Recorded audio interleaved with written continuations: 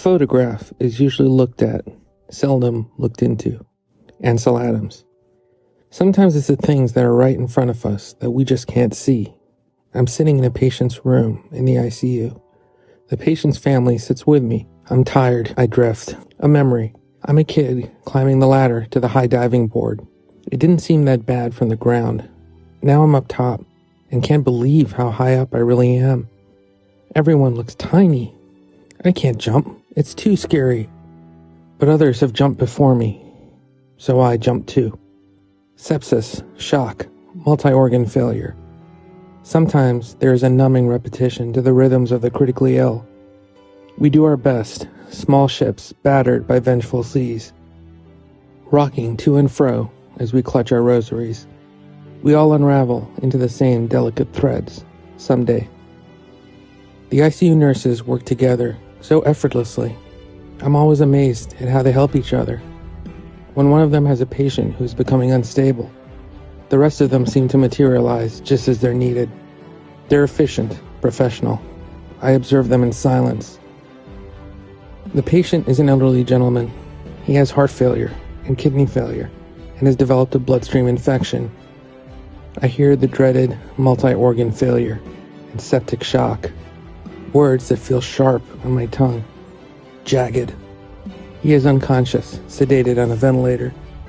In this state, he is unknowable, unresponsive, and unreachable.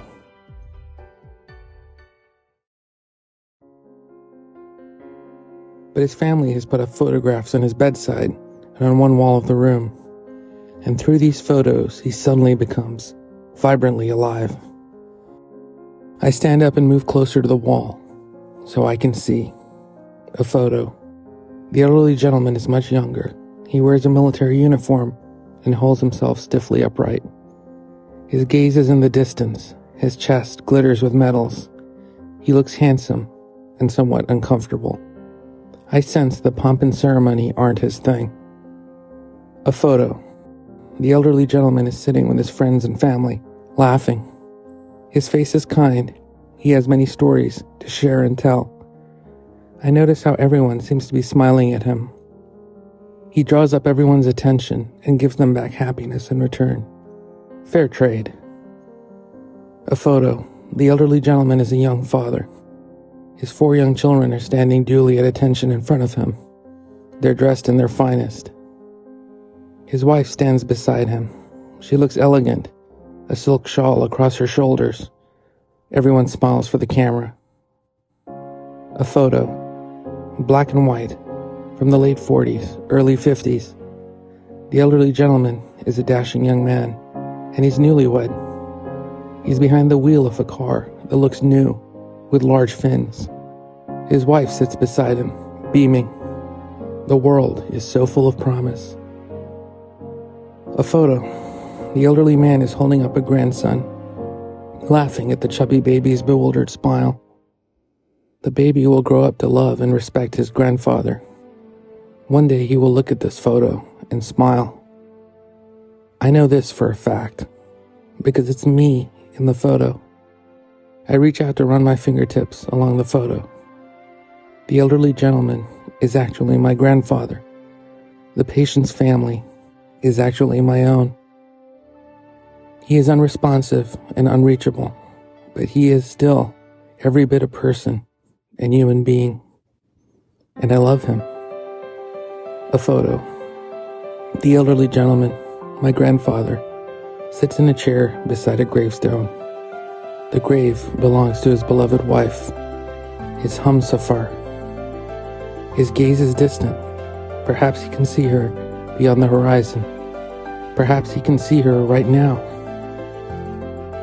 Sometimes, no matter what we do, a battle cannot be won. It is enough that we fought. Sometimes letting go is a victory.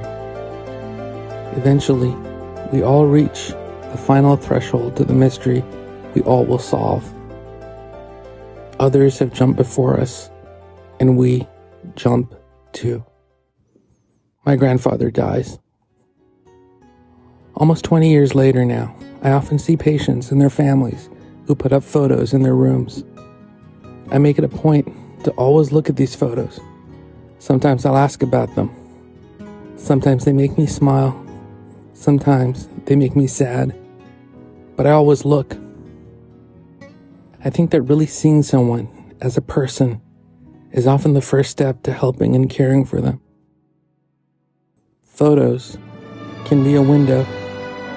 They can show us who we were, who we are, and perhaps who we could be again.